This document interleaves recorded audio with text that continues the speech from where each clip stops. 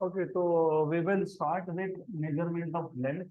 तो कल हमारा जो लास्ट टॉपिक था वहीं से कंटिन्यू करेंगे। तो अगर आपको याद होगा, तीन फंडामेंटल क्वांटिटीज हर एक सिस्टम ऑफ यूनिट्स में थी: लेंथ, मास एंड टाइम।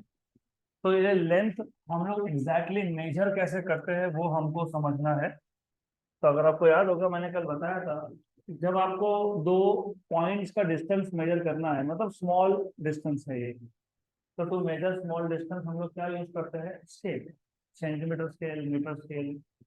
लेकिन जब हमको लार्ज डिस्टेंस मेजर करना होता है तो ये सेंटीमीटर स्केल या मीटर स्केल चलता नहीं है। तो हमको जब लार्ज डिस्टेंस मेजर करना है तो हम लोग एक नया मेथड यूज करते हैं, उसको बोलते हैं पैरेलैक्स मेथड। कौन सा मेथड? Parallax method. तो कल हमने स्टार्ट किया था measurement of length.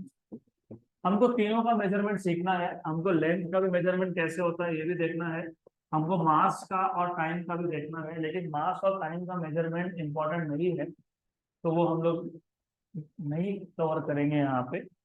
For example, एक सेकेंड मतलब कैसा डिफाइन होता है, we will not cover that because that is not important. तो we will not go into measurement of mass. 1 kg मतलब कितना, we will not go into that, हम वो स्किप कर देंगे क्योंकि वो इम्पोर्टेंट नहीं है। तो measurement of length, yes it is important, और इसमें भी specifically measurement of large distance, measurement of large distance ये इंपॉर्टेंट है। मेजरमेंट ऑफ लार्ज डिस्टेंसेस, तो लार्ज डिस्टेंस मेजर करना, जैसे distance to moon, distance to planet, distance to star, ये measure करने के लिए हम जो मेथड यूज करते हैं उसको बोलते हो कौन सा मेथड? कौन सा मेथड? Parallax method. तो सबसे पहले बेसिक बेसिक चीजें, लार्ज डिस्टेंस जैसे कि डिस्टेंस टू अ प्लैनेट और star can not be measured directly. तो डायरेक्टली मीटर स्केल से तो कर नहीं सकते ना। जैसे मैंने तो अभी एग्जांपल बताया था, मुझे अगर दो पॉइंट्स का डिस्टेंस मेजर करना है तो मैं एक सेंटीमीटर स्केल लगाऊंगा, इस सेंटीमीटर स्केल का जीरो यहाँ सेट करूंगा, यहाँ पे जो भी रीडिंग आएगा, फॉर एग्जांपल 2 सेंटीमीटर, तो distance between A and B 2 centimetre. मुझे क्लास के एक पॉइंट से दूसरे पॉइंट तक डिस्टेंस मेजर करना है तो हम लोग मीटर स्केल यूज करते हैं, या तो जो इंच टेप आता है वो यूज करते हैं। लेकिन अगर हमको यहाँ से मार्स तक का डिस्टेंस फाइंड करना है तो डेफिनेटली यहाँ से मार्स तक तो हम ऐसा नहीं कर सकते ना। हम एक एक यहाँ पे रुक गया, इंच टेप को पकड़ के, दूसरा वहां पे गया मेजर करने, लगा क्या ऐसा मेजर करते हुए? नहीं। जुपिटर के लिए ऐसा किया गया? नहीं। लेकिन डिस्टेंस तो पता है ना तुमको जुपिटर का, कैसे फाइंड किया जुपिटर का distance? Using which method? Parallax method. तो पहले बेसिक आइडिया पता होना चाहिए कि पैरेलैक्स मेथड क्यों यूज करना है और कहाँ यूज करना है। तो we cannot measure, we cannot measure distance, distance to a planet or a star, or a star with a meter scale, and hence we use parallax method.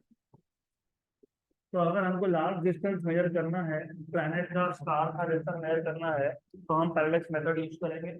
और parallax method क्या है वो समझ भी लेंगे और साथ में लिखते भी जाएंगे। तो फॉर एग्जाम्पल, मैंने अपना हाथ लिया या फिर finger, which ever you want, और मैं इस हाथ को पहले लेफ्ट आई क्लोज करके देख रहा हूँ, फिर राइट आई क्लोज करके देख रहा हूँ। आपने भी कल ट्राई किया था। क्या होता है जब लेफ्ट आई क्लोज करोगे, मतलब राइट आई से देखोगे, फिर राइट आई क्लोज करोगे तो लेफ्ट आई से देखोगे, तो क्या होता है? बैकग्राउंड चेंज होता है। बैकग्राउंड चेंज होता है मतलब हमको ऐसा लगता है कि ऑब्जेक्ट का पोजीशन चेंज हुआ, ऐसा लगता है, ऐसा होता नहीं है। मैंने कल ये भी बताया था, जो चीज दिखती है होती नहीं है उसको फिजिक्स में क्या बोलते हैं? क्या बोलते हैं? एपरेंट। तो जब हमने अपने हाथ को पहले राइट आई से देखा फिर लेफ्ट आई से देखा तो क्या हुआ? बैकग्राउंड चेंज हुआ। इसको बोलते हो parallax. The apparent change in the position of an object due to change in the position of observer। Object का पोजीशन चेंज हुआ ही नहीं था, चेंज क्या हुआ था? देखने वाले का पोजीशन, ऑब्जर्वर का पोजीशन। इसको बोलते हो पैरेलैक्स। ओके, तो अंडरस्टैंड पैरेलैक्स मेथड। एक काम करेंगे, hold your hand in front of your I in front of your eyes and look at it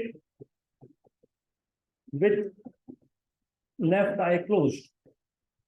With left eye closed. And then with right eye closed. With right eye closed.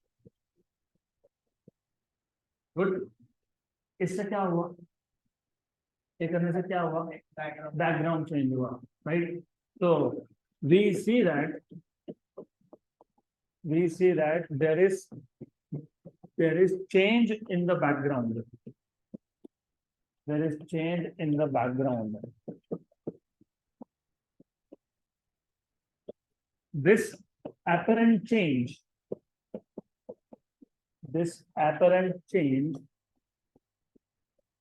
in the position of object, तो जिस object को मैं देख रहा था उसका position change हुआ ऐसा हमको लगता है. इसलिए क्या बोला मैंने? apparent change in the position of object due to, ऐसा क्यों लगा हमको? Due to change in position of observer. क्योंकि ऑब्जर्वर का पोजीशन चेंज हो गया तो हमको लगा कि ऑब्जेक्ट का position change. Is known as parallax. Simple. Okay, good, clear. अब एक काम करते हैं, एक एग्जांपल यहाँ ले ही लेते हैं. सपोज हमारे पास एक ऑब्जेक्ट था एक्स, उसको हम पहले देख रहे थे एक आई से E1, तो ये है E1. फिर उसी ऑब्जेक्ट को मैं दूसरे आई से देख रहा हूँ E2. गुड. तो यहाँ पे जो एंगल बनेगा, इस एंगल को बोलेंगे पैरेलैक्स एंगल. क्या बोलते हैं इसको? Parallax angle. हमारा एम क्या था? भूलना नहीं. हमको क्या फाइंड करना था? डिस्टेंस. हमको ऑब्जेक्ट का डिस्टेंस फाइंड करना है हमसे. यहाँ पे ऑब्जेक्ट कौन है? एस. और तुम कहाँ से देख रहे हो? E1 या फिर E2. तो ये डिस्टेंस को मैं मान लेता हूँ R. बराबर. तो अगर मुझे एंगल मिल गया, इस एंगल को बोलते हैं पैरेलैक्स एंगल, और वो हम लोग इजीली मेजर कर सकते हैं. और अगर हमको E1 E2 डिस्टेंस भी मिल गया तो फिर हमको R मिल जाएगा. गुड. तो remember this apparent change in the position of object due to change in position of observer is known as parallax. So by measuring parallax angle theta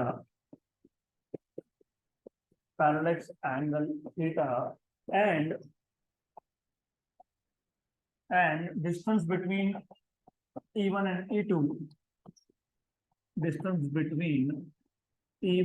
and E2, we can find distance to the object as. अब एक बार बताओ, हमने कल और परसों plane angle ऐसा सीखा था यार. क्या प्लेन एंगल? तो क्या था प्लेन एंगल? चलो, आर्क लेंथ इक्वल टू क्या होता है ये बता दो. अगर मेरे पास एक आर्क है ds, आर्क लेंथ, ये रेडियस है r, और ये एंगल है d theta. What is arc length? d theta into r. मतलब arc length is radius into angle. Arc length is radius into angle. तो इस केस में तुमको आर्क लेंथ जैसा कौन दिख रहा है? E1 E2. तो फिर यहाँ पे भी वैसा लिखोगे, arc length E1 E2 equal to radius कौन है? R इंटू एंगल कौन है? थीटा. हमको क्या फाइंड करना था? हमको R. तो R equal to E1 E2 upon theta. हो गया, मिल गया डिस्टेंस. गुड. तो अभी भी जिनको नहीं समझा, मैं और एक बार रिपीट करता हूँ. डोंट वरी, नहीं समझा तो पूछ लेना. फिजिक्स में थोड़ा सा टाइम लगता है सेटल होने में. देखो, प्रॉब्लम पहले समझ लो, सॉल्यूशन अपने आप समझ में आ जाएगा. प्रॉब्लम यह है कि बहुत बड़े डिस्टेंसेस हम डायरेक्टली मेजर कर नहीं सकते.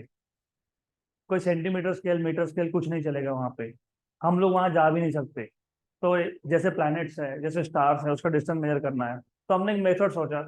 हमने सोचा कि हम तो नहीं जा सकते, लेकिन हम क्या करेंगे, उस ऑब्जेक्ट को पहले एक आंख से देखेंगे, फिर दूसरे से देखेंगे।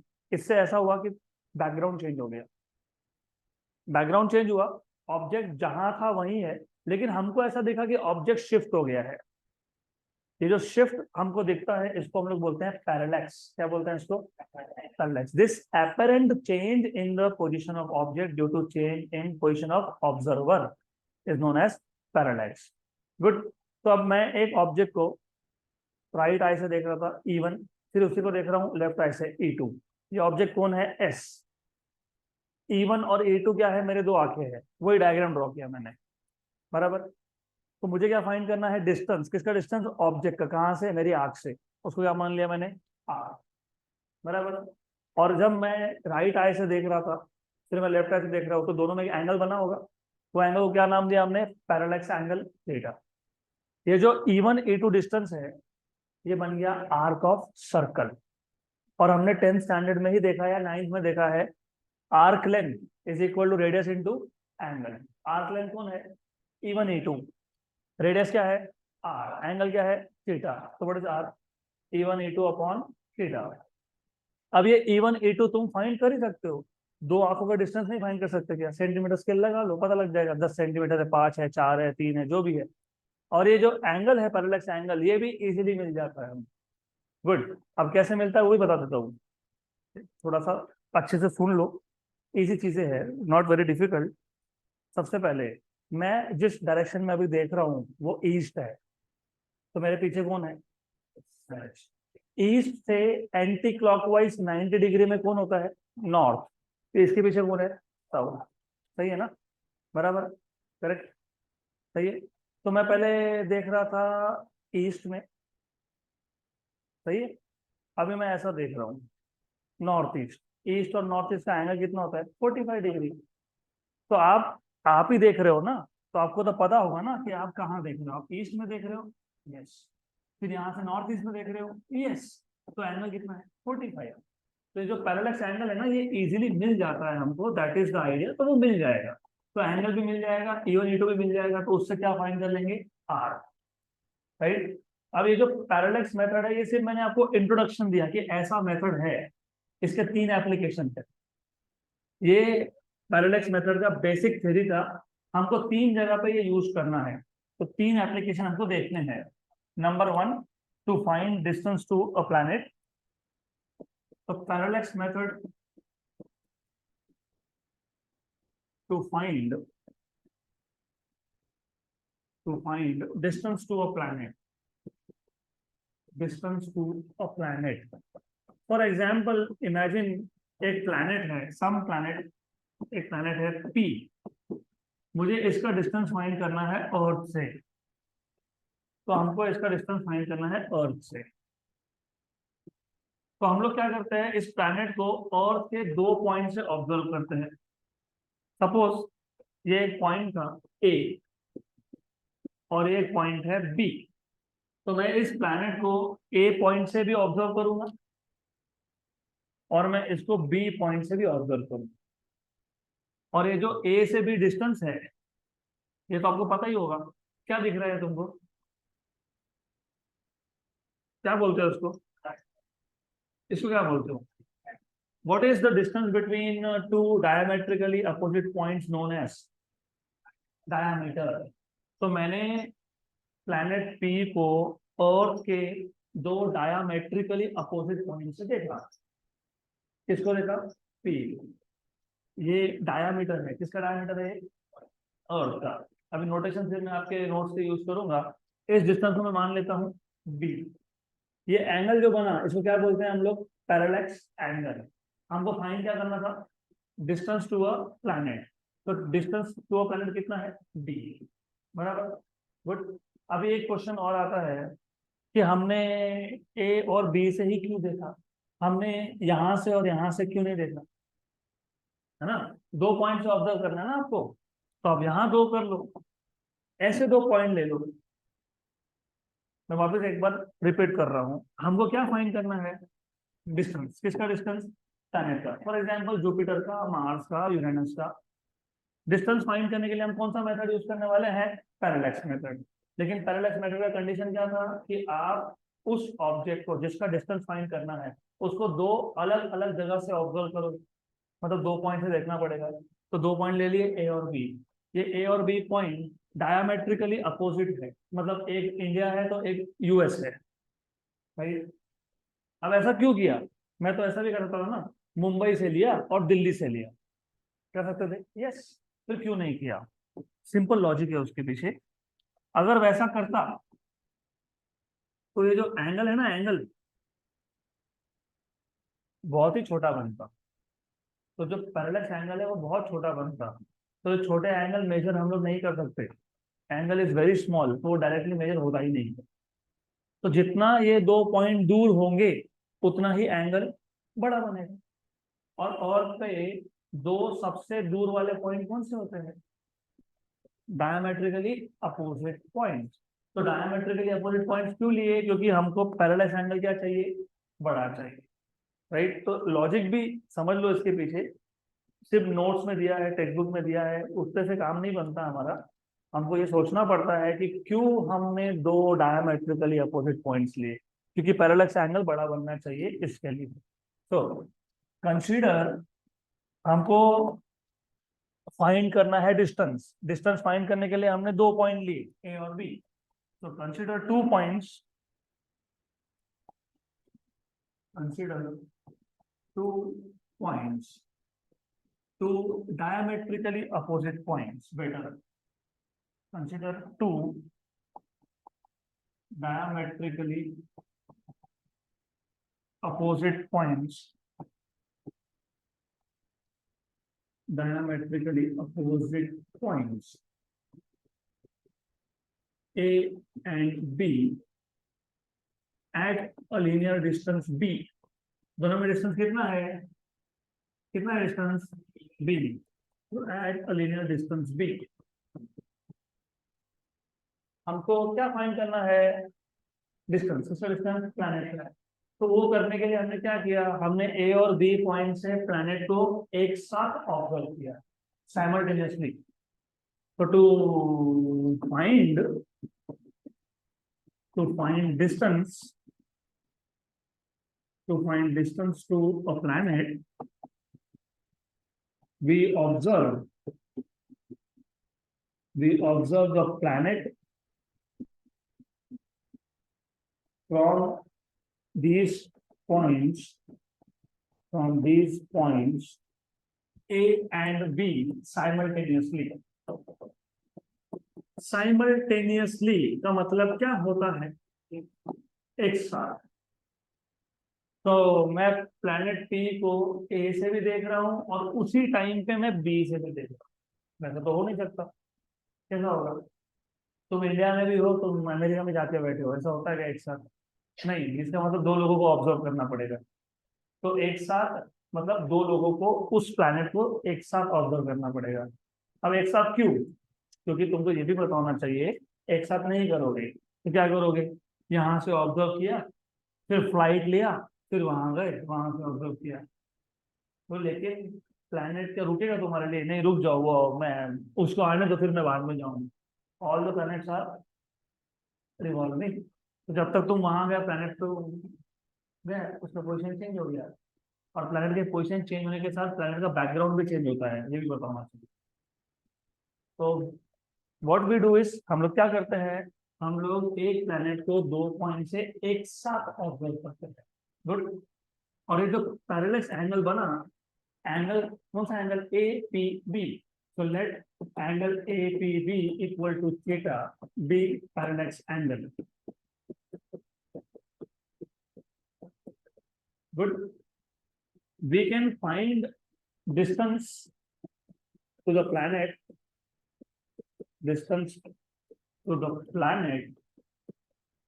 as, अब मेरे को एक बात बताओ, जो तुमने यहाँ किया था, ये E1 E2 क्या था? आर्क था।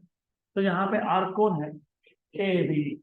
तो A B equal to, arc length क्या होता है? Radius into angle. यहाँ पे रेडियस कौन है? डी। एंगल क्या है? थीटा। तो A B equal to D theta. लेकिन ए बी को तुमने क्या नाम दिया है, बी। अरे क्या बोला है, बी। तो बी इक्वल टू क्या आ गया, डी थीटा। तो डी क्या आ गया, बी बाय थीटा। मिल गया डिस्टेंस, खत्म हो गया। तो और पे जिस दो पॉइंट से तुम देख रहे हो उसका डिस्टेंस और एंगल दोनों तुम्हारे पास है, तो डी मिल जाएगा, बी अपॉन थीटा। है ना सिंपल। सिंपल ज़्यादा इंटरेस्टिंग है क्योंकि तुम प्लैनेट का डिस्टेंस फाइंड करते हो अर्थ पे बैठ के, बहुत दूर है प्लैनेट, और तुम यहाँ से बैठे बैठे डिस्टेंस फाइंड कर रहे हो, इसलिए इंटरेस्टिंग है। अब सिर्फ हम लोग डिस्टेंस फाइंड करते हैं ऐसा नहीं है, हम प्लैनेट का साइज भी फाइंड कर सकते हैं। क्योंकि आप अगर, आपको पता है सबसे बड़ा प्लैनेट कौन सा है हमारे सोलर सिस्टम में, जुपिटर, बराबर। उसके बाद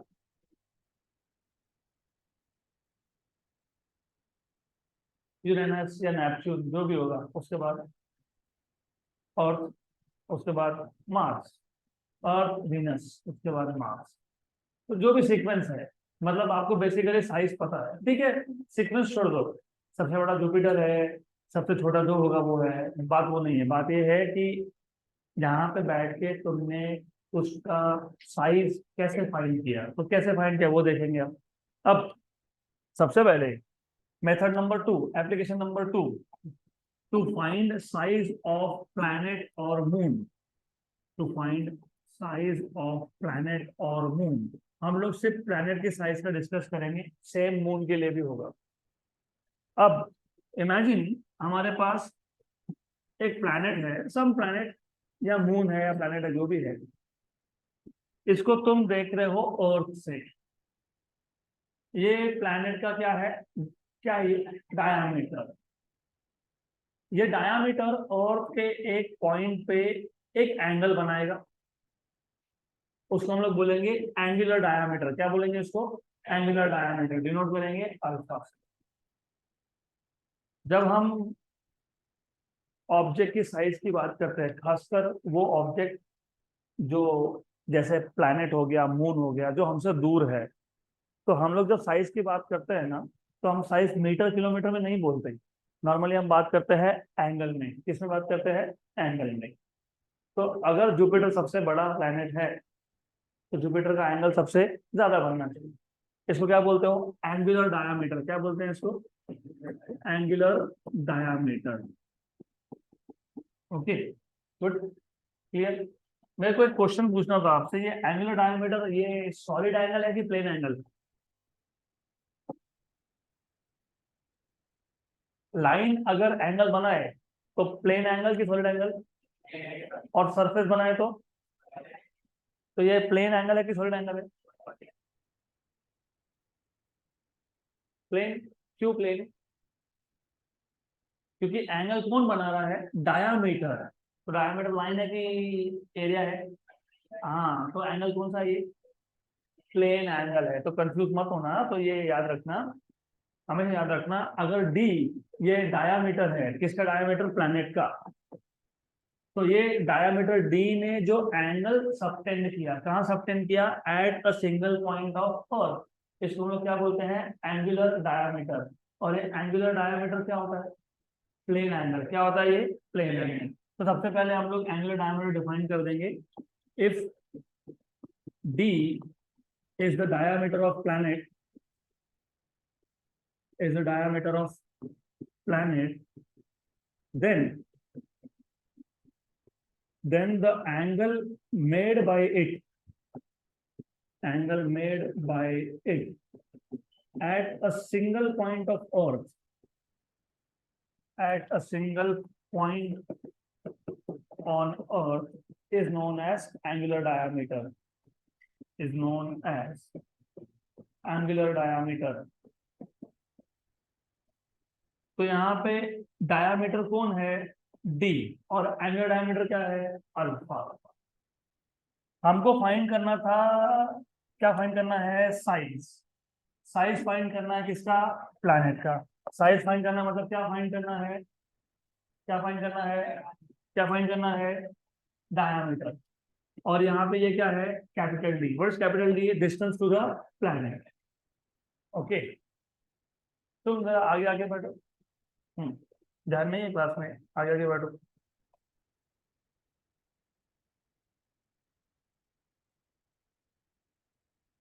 देखो ओवरऑल वापस बोल रहा हूँ, फिजिक्स बहुत इजी सब्जेक्ट है, ज्यादा डिफिकल्ट है थोड़ा सा, क्योंकि नया टाइप का कुछ सब्जेक्ट है ये, तो ध्यान तो लगेगा क्लास में। हम कौन सा मेथड यूज करने वाले हैं? पैरेलैक्स मेथड, बराबर। पिछले केस में हमको जब डिस्टेंस फाइंड करना था प्लैनेट का, हमने क्या किया? हमने प्लैनेट को ऑब्जर्व किया। कहाँ से? दो अलग अलग पॉइंट ऑफ अर्थ से। तो जब आपको डिस्टेंस फाइंड करना होता है प्लैनेट का, तब आप क्या करते हो? उस प्लैनेट को दो अलग अलग पॉइंट से देखते हैं, सही है। जब आपको प्लैनेट का डायमीटर फाइंड करना होता है, मतलब साइज फाइंड करना होता है, तो उल्टा करते हैं। मतलब हम अर्थ के एक ही पॉइंट से देखते हैं। किसको देखते हैं? दो डायमेट्रिकली अपोजिट पॉइंट्स। तो ये बेसिक डिफरेंस है between finding out distance to a planet and finding out size of planet. तो डिस्टेंस फाइंड करने के लिए प्लैनेट को दो पॉइंट से देखोगे। किसके दो पॉइंट से देखोगे? अर्थ के दो पॉइंट से देखोगे। और साइज फाइंड करने के लिए अर्थ के एक ही पॉइंट से देखोगे। कहाँ पे? कहाँ पे? दो डायमेट्रिकली अपोजिट पॉइंट्स पे। तो to find size of planet, we observe we observe the planet we observe the planet from a single point of Earth। और कौन से पॉइंट्स को देखते हो तुम? दो डायमेट्रिकली अपोजिट। तो we observe two diametrically opposite points, two diametrically opposite points of planet, opposite points A and B of planet। मतलब अभी यहाँ पे आर्क कौन बना? Who is arc? Who is arc? AB। So therefore AB equal to radius कौन है? Radius D into क्या आएगा? Angle. Arc length equal to radius into angle. ये ए बी क्या था? Small D. तो small D equal to capital D into alpha. यही तो फाइंड करना है तुमको, बराबर। अल्फा क्या है? पैरेलक्स एंगल, लेकिन उसका इस केस में नाम क्या है? Angular diameter. तो तुमको एंगुलर डायमीटर मतलब अल्फा पता है, और डिस्टेंस भी पता है। बोलोगे डिस्टेंस कैसे पता है? तो पिछले केस में पता है ना डिस्टेंस कैसे निकालना।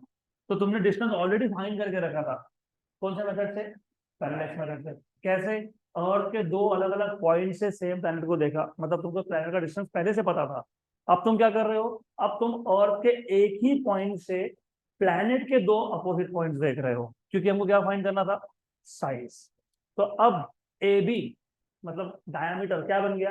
आर्क। डिस्टेंस क्या बन गया? रेडियस। और अल्फा मतलब एंगल, ये क्या है? Parallax angle. तो D equal to capital D into alpha हो गया। गुड। तो ये दो एप्लीकेशन हो गए। तीसरा एप्लीकेशन है to find distance to a star. ये ज्यादा इंटरेस्टिंग है। तो पैरेलक्स मेथड टू फाइंड, और इस पे क्वेश्चन है ना, ये टॉपिक खत्म होने के बाद हमको क्वेश्चन सॉल्व करने हैं, और ये सब फॉर्मूलाज पे क्वेश्चन आएंगे। तो to find distance to a star. अब एक छोटा सा प्रॉब्लम हो जाता है जब हम स्टार का डिस्टेंस फाइंड करते हैं तब।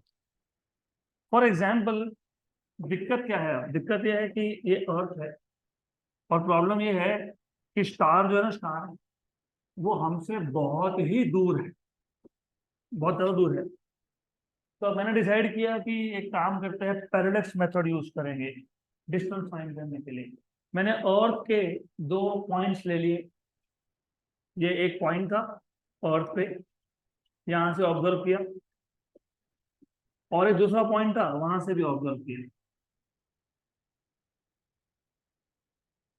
देखो एंगल कितना छोटा बना, राइट। तो इतना छोटा एंगल बना कि ये मेजर ही नहीं हो सकता। तो प्रॉब्लम क्या हो जाता है कि जब आपको स्टार का डिस्टेंस मेजर करना है, the parallax the parallax measured to find out distance of a star from two diametrically opposite points on earth is very small and cannot be measured। तो वो लिखा है नोट्स में, अगर आप चेक करोगे तो लिखा है the parallax measured from two most distant points on earth for star is too small to be measured। समझ में आया प्रॉब्लम क्या है? क्या था प्रॉब्लम? हमको क्या फाइंड करना था? डिस्टेंस। किसका डिस्टेंस? स्टार का। तो हम कौन सा मेथड यूज करेंगे? पैरेलैक्स। पैरेलैक्स मेथड क्या था? दो पॉइंट से ऑब्जर्व करो। तो हमने अर्थ के दो पॉइंट ले लिए। किसको ऑब्जर्व कर रहे हो? स्टार को। लेकिन एंगल क्या बना? Very small. तो इतना स्मॉल एंगल है कि मेजर ही नहीं होता। ये जो एंगल्स है ना, ये 1 डिग्री में नहीं आता है, 1 डिग्री से भी बहुत छोटा होता है। तो ये मेजर ही नहीं होगा। तो फिर हम लोग क्या करेंगे? फिर हम एक और मेथड निकालते हैं। हम लोग क्या करते हैं, आपको पता है, मैं ऑफकोर्स पता ही है, अर्थ सन के अराउंड क्या करता है? अरे रोटेशन थोड़ी करता है वो, रिवॉल्यूशन। तो सन के अराउंड अर्थ क्या कर रहा है? रिवॉल्व। तो earth is revolving around sun. Good. तो हम लोग क्या करते हैं फिर? अभी हम अर्थ के दो पॉइंट लेके उस स्टार तक का डिस्टेंस तो मेजर कर नहीं पा रहे क्योंकि angle formed is too small. तो हम अर्थ के ऑर्बिट का यूज कर लेते हैं। हम ऐसा करते हैं, पहले यहां से ऑब्जर्व किया, फिर 6 महीने के बाद, 6 महीने के बाद, क्यों? क्योंकि पता है 6 महीने के बाद अर्थ कहाँ जाएगा? वहां पे, मतलब उसके ऑर्बिट में अपोजिट पॉइंट पे। 6 महीने के बाद फिर हम ये ऑब्जर्व करेंगे स्टार को। अब देखो एंगल बड़ा बना क्या? यस। गुड। और आपको पता है what is the average distance between earth and सन?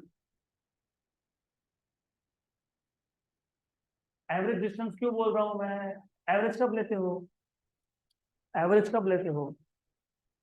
चलो और एक एग्जांपल दो, ठीक है, थोड़ा बेसिक से ही बताना पड़ेगा आपको। चलो एक एग्जांपल लेते हैं, सिंपल एग्जांपल लेते हैं। सपोज आपने फिजिक्स का टेस्ट दिया। पहले टेस्ट में आपको मिल गए 15 मार्क 20 में से। दूसरे टेस्ट में मिल गया 15 मार्क, तीसरे में मिल गया 15 मार्क, चौथे में मिल गया 15 मार्क्स, फिर मिल गया 15 मार्क्स, फिर मिल गया 15 मार्क्स, फिर मिल गया 15 मार्क्स। तो मार्क्स हमेशा क्या है? कांस्टेंट। कांस्टेंट है ना? लेकिन इमेजिन, मैंने आपको बोला कि चलो मैं आपके 4 टेस्ट लूंगा। आपको पहले में मिले 20 में से 20, फिर मिले 20 में से 15, फिर मिले 20 में से 10, फिर मिल गया 20 में से 15। तो फिर 4 टेस्ट का मैं क्या लूंगा? एवरेज। एवरेज लोगे ना? एवरेज क्यों लिया हमने? क्योंकि चारों टेस्ट में मार्क्स सेम थे क्या? नहीं थे। तो तुम क्या करते हो? 20 + 15 + 10 + 15, 20 + 15 + 10 + 15 कितना होता है ये? 60 डिवाइड बाय 4, क्योंकि 4 टेस्ट दिए थे, बराबर। तो एवरेज कितना हो गया? तो एवरेज कब लेते हो? जब वैल्यू सेम नहीं हो। मैंने आपसे पूछा अर्थ और सन का एवरेज डिस्टेंस बताओ। ऐसा क्यों पूछा मैंने? क्योंकि तुमको पता है अर्थ का ऑर्बिट का शेप क्या है? Shape elliptical. क्या है? इलिप्टिकल। ऐसा शेप है। सर्कुलर होता, अगर सर्कुलर होता तो प्रॉब्लम ही नहीं था ना। ऐसा क्यों? अगर शेप ऑर्बिट का सर्कुलर होता तो दिक्कत नहीं थी हमको। क्यों दिक्कत नहीं थी? क्योंकि जब सर्कुलर हो तो अर्थ कहीं पे भी हो, अर्थ यहाँ है तो भी डिस्टेंस वही है, अर्थ यहाँ है तो भी डिस्टेंस वही है, अर्थ यहाँ है फिर भी डिस्टेंस सेम है, अर्थ यहाँ आ गया डिस्टेंस सेम है, यहाँ आ गया तो भी डिस्टेंस सेम है। लेकिन ऑर्बिट इलिप्टिकल होने की वजह से प्रॉब्लम क्या है कि अर्थ और सन का डिस्टेंस सेम नहीं है। और आपको पता है जब अर्थ सन के सबसे पास में हो, इस पॉइंट को पता है क्या बोलते हैं? पता है क्या बोलते हैं? पता है क्या बोलते हैं? पेरीहेलियन। क्या बोलते हैं इसको? पेरीहेलियन। और सबसे दूर जब होता है तो पता है क्या बोलते हैं? एपहेलियन। क्या बोलते हैं? एपहेलियन। सही बात है, बराबर। और आपको ये भी पता होना चाहिए, गर्मी, समर, इंडिया में गर्मी कब होती है? मार्च, अप्रैल, मई, बराबर। तो एग्जैक्टली ये वो टाइम है जब अर्थ पास में है, अभी हम लोग जुलाई में है तो लगभग लगभग यहाँ पहुंच गया है, दिसंबर तक आते आते वहां आ जाएगा। अब लॉजिक समझ में आ रहा है? दिसंबर में ठंड क्यों होती है? क्योंकि दिसंबर में सन और अर्थ का डिस्टेंस ज्यादा होता है। बराबर, करेक्ट। अब प्रॉब्लम ये है कि यहाँ तो फिर हर पॉइंट का डिस्टेंस अलग है, यहाँ पे तो अलग डिस्टेंस, यहाँ अलग, यहाँ अलग, यहाँ अलग, यहाँ अलग, यहाँ अलग, अलग अलग डिस्टेंस है। जब अलग अलग नंबर हो तो तुम क्या करते हो? एवरेज करते हो। बस मेरा क्वेश्चन वही था, हमने एवरेज क्यों किया? क्योंकि अर्थ का ऑर्बिट सर्कुलर नहीं है, अर्थ ऑर्बिट क्या है?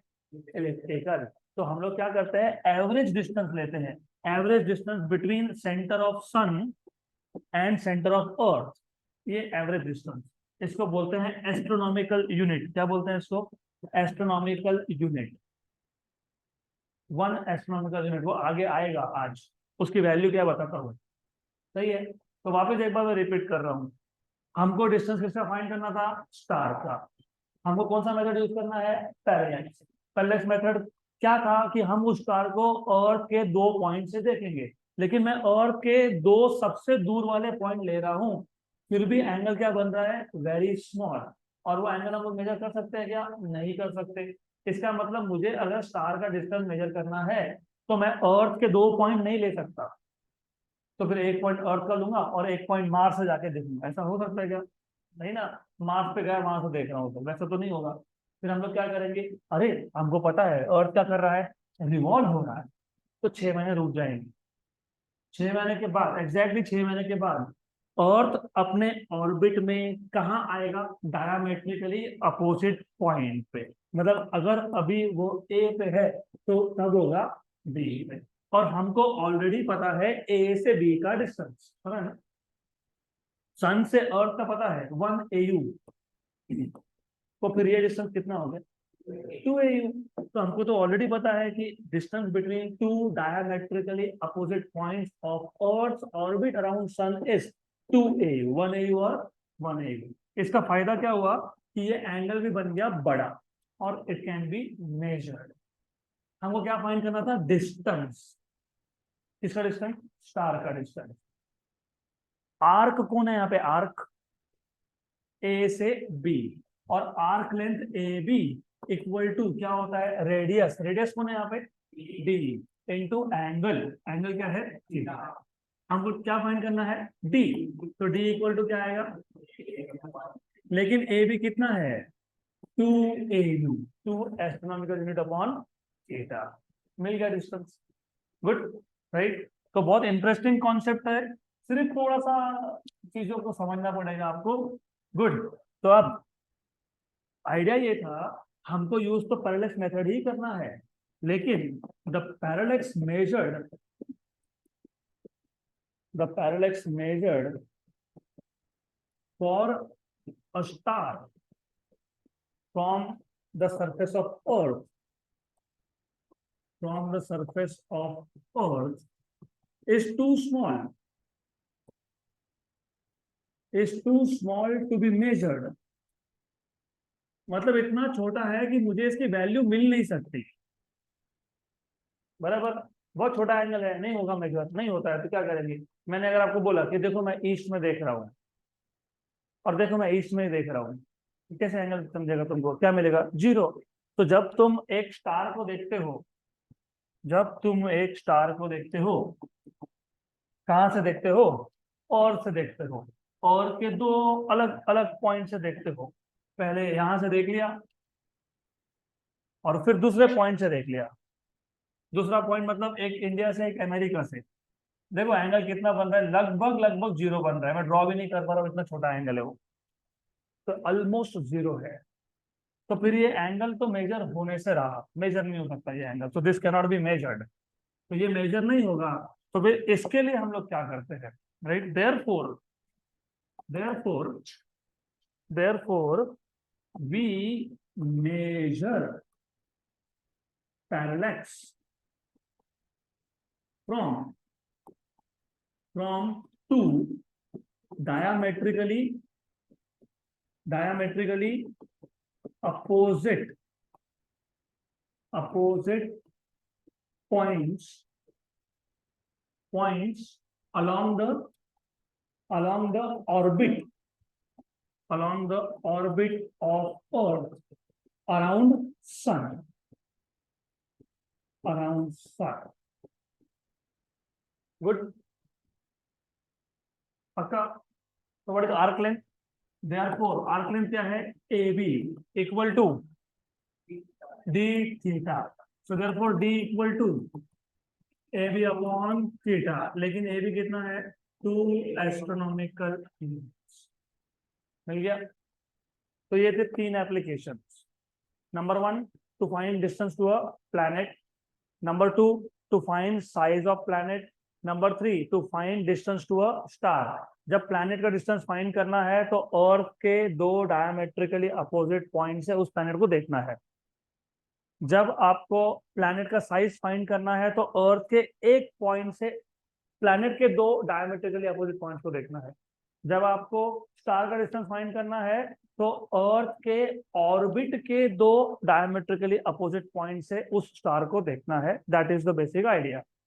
हो गया यहाँ तक क्लियर? पक्का. अभी कल के या परसों के लेक्चर में मैंने आपको बताया था प्लेन एंगल, इसका एसआई यूनिट क्या है? रेडियन. Very good. तो अब तक हम लोग मतलब 10th तक हम लोग एंगल किस में मेजर करते थे? डिग्री में. अब किस में करोगे? रेडियन में. तो हमको पता होना चाहिए कि रेडियन को डिग्री में कैसे कन्वर्ट करना है या डिग्री को रेडियन में कैसे कन्वर्ट करना है. तो अगला टॉपिक है relation between degrees and radian. Physics के क्वेश्चन सॉल्व करने के लिए आपको ये लगने वाला है तो पता होना चाहिए. तो आपको पता है 180 डिग्री.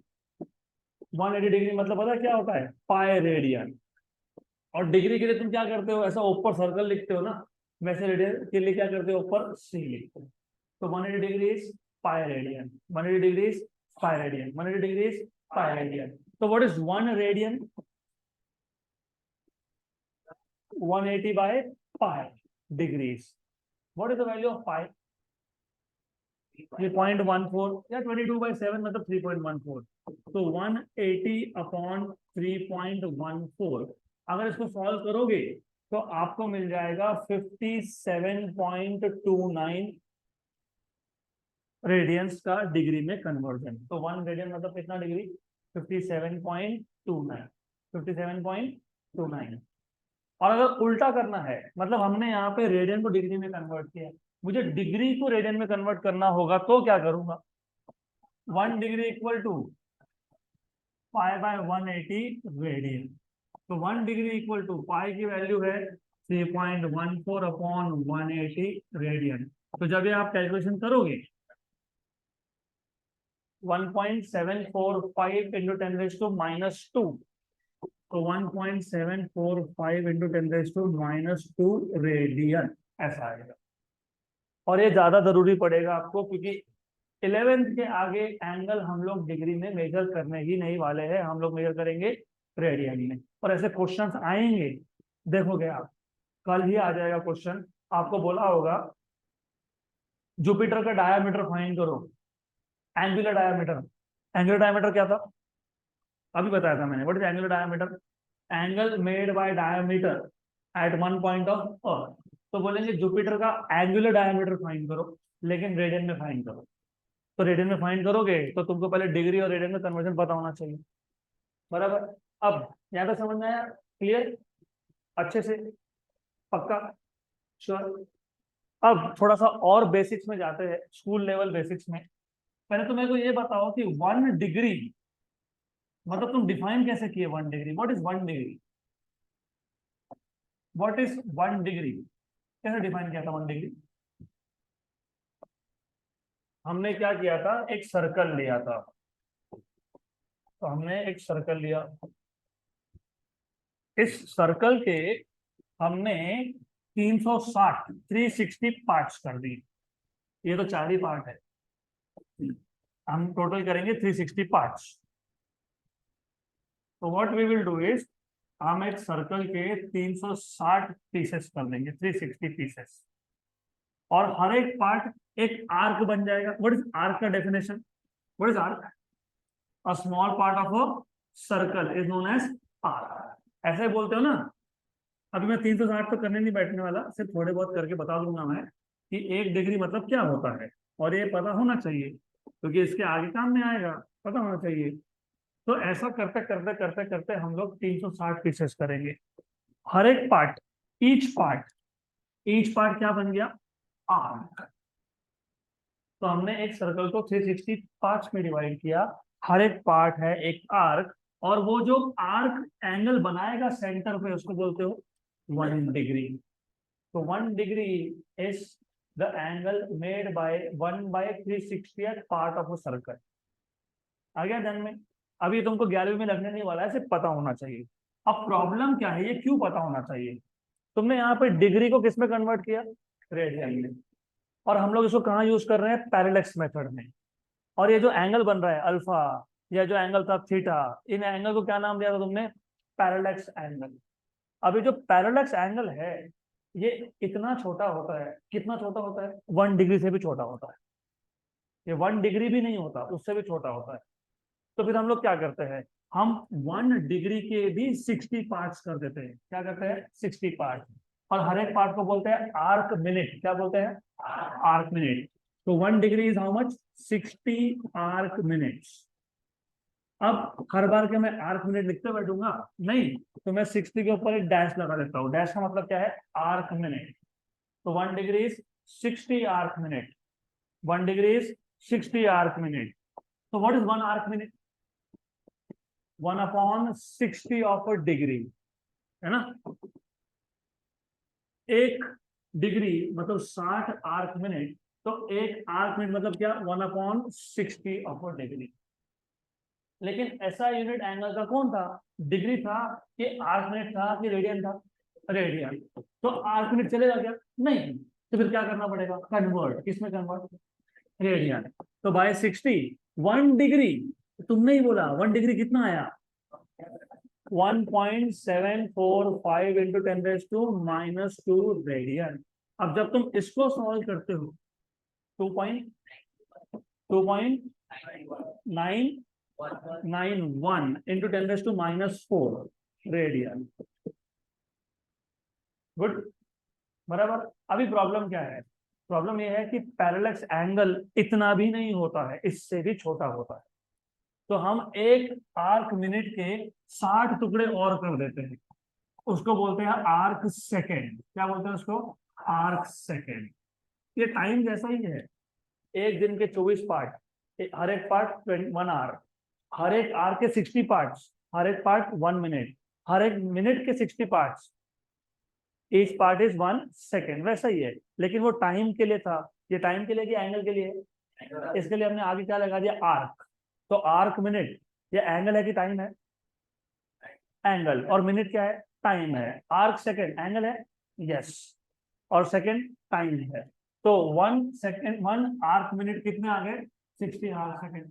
तो आर्क सेकेंड को लिखने के लिए हम 2 बार डैश लगा देते हैं, डबल डैश। डबल डैश मतलब क्या? Arc second. तो एक आर्क सेकेंड मतलब क्या आएगा? 1/60 मिनट।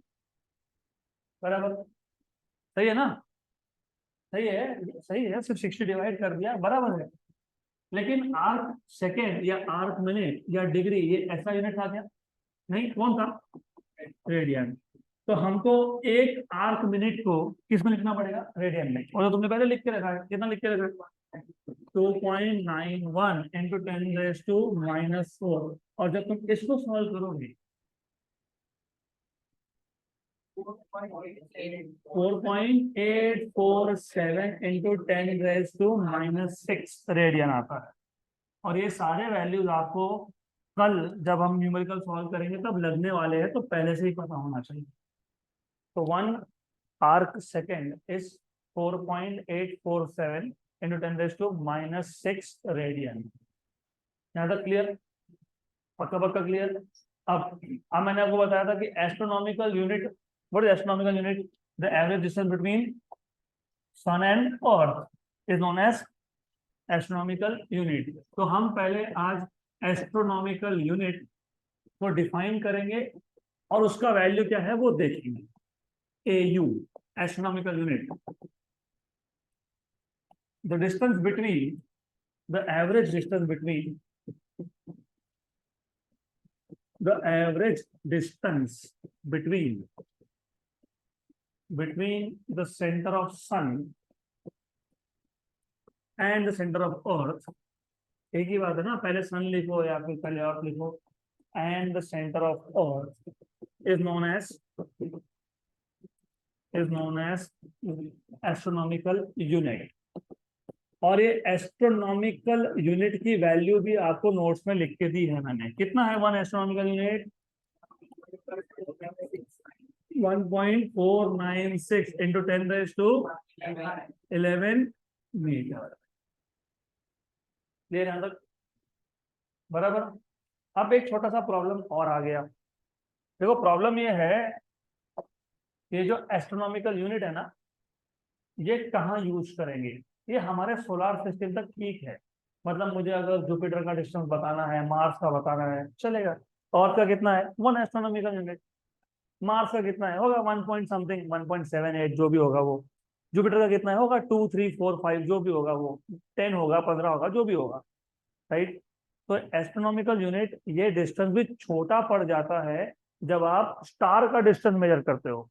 तो स्टार बहुत दूर है हमसे, तो अगर स्टार का डिस्टेंस मेजर करना है तो वहां पे एस्ट्रोनॉमिकल यूनिट भी नहीं चलता, फिर वहां पे चलता है light year.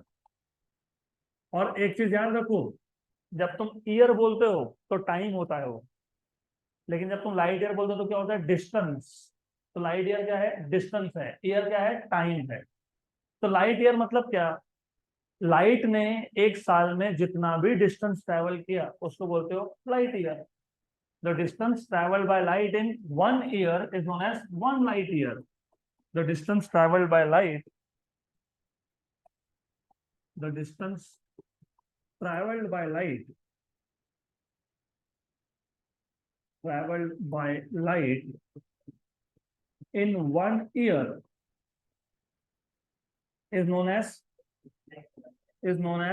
1 light year। 1 light year। अब ये कैसे फाइंड करेंगे? ये भी बहुत सिंपल है। चलो एक बात बताओ, व्हाट इज स्पीड का formula? Distance upon time. Very good. तो यहां से डिस्टेंस का फॉर्मूला क्या बन जाएगा? हाँ, speed, speed multiplied by time. आपने लाइट ईयर को कैसे डिफाइन किया? The distance travelled by light in 1 year। Speed of light कितना होता है? 3 × 10⁸ एक साल में कितना टाइम होता है? 365 दिन, 365 डेज। हर दिन में कितने आवर होते हैं? 24। हर एक आवर में कितने, सॉरी, हर एक दिन में कितने आवर होते हैं? 60। एक साल में 365 दिन, हर दिन में 24 आवर, हर आवर में कितने मिनट्स, और हर मिनट में कितने second? 60। 365 is number of days in 1 year, 24 is number of hours in 1 day, 60 is number of minutes in 1 hour, and 60 is number of seconds in 1 minute। तो ये जो है ना 365 इंटू 24 इंटू 60 इंटू 60, ये है number of seconds in 1 year। Number of seconds in 1 year। अभी छोटा सा होमवर्क देता हूँ, बाकी बैचेस को भी दिया था। Find out your age in seconds. अभी मैंने पूछा आपका एज कितना है, कोई बोलेगा 15, कोई बोलेगा 16, कोई बोलेगा 17। क्या 17? साल, ईयर। मैंने पूछा what is your age in seconds, तो क्या करोगे? 17 साल के हो तो 17 इंटू 365 इंटू 24 इंटू 60 इंटू 60। बराबर। गुड। तो 365 इंटू 24 इंटू 60 इंटू 60 क्या है? Number of seconds in 1 year। और हमने इस टाइम को किससे मल्टीप्लाई किया? स्पीड से, क्योंकि हमको क्या चाहिए था? डिस्टेंस। तो ये वैल्यू पता है कितना आता है? बताओ, लिखा हुआ है वहां पे 9.46 इंटू 10⁻15 मीटर। एग्जैक्टली याद होना चाहिए, मेरे को तो याद रहता है क्योंकि बेसिक है, बार बार पढ़ोगे तो याद रहता ही है। वन एस्ट्रोनॉमिकल यूनिट छोटा पड़ गया था ना हमको, छोटा पड़ा था ना, था कि नहीं? छोटा दिख रहा है, था कि नहीं छोटा? कितना है? 10⁻11। तो 1 एस्ट्रोनॉमिकल यूनिट या एस्ट्रोनॉमिकल यूनिट तुम कहाँ यूज करोगे? सिर्फ हमारे सोलर सिस्टम के अंदर प्लैनेट का डिस्टेंस फाइंड करने के लिए या स्टार का डिस्टेंस फाइंड करने के लिए, नहीं स्टार नहीं, प्लैनेट का डिस्टेंस फाइंड करने के लिए, बराबर। लेकिन अगर मुझे स्टार का डिस्टेंस फाइंड करना है तो एस्ट्रोनॉमिकल यूनिट चलेगा क्या? नहीं, तो उससे बड़ा कुछ चाहिए। जैसे एक सिटी से दूसरी सिटी का डिस्टेंस फाइंड करना है तो सेंटीमीटर चलेगा, मीटर चलेगा। तो तुम क्या यूज करते हो? वैसे ही 2 पॉइंट्स अगर बोर्ड पे लिए तो सेंटीमीटर चलेगा, 2 पॉइंट्स अगर क्लास में लिए तो मीटर चलेगा, 2 सिटीज लिए तो किलोमीटर चलेगा। वैसे ही सोलार सिस्टम के अंदर एक प्लैनेट का डिस्टेंस दूसरे प्लैनेट का डिस्टेंस एस्ट्रोनॉमिकल यूनिट चलेगा। लेकिन एक स्टार से दूसरे स्टार का डिस्टेंस, वहां पे एस्ट्रोनॉमिकल यूनिट चलेगा क्या? नहीं, वो बहुत छोटा है, तो क्या चलेगा? लाइट ईयर, बराबर। अभी कई जगह पे ये भी बहुत छोटा है, तो जो अगला यूनिट है उसको बोलते हैं पार्सेक। क्या बोलते हैं? वो हम लोग कल देखेंगे।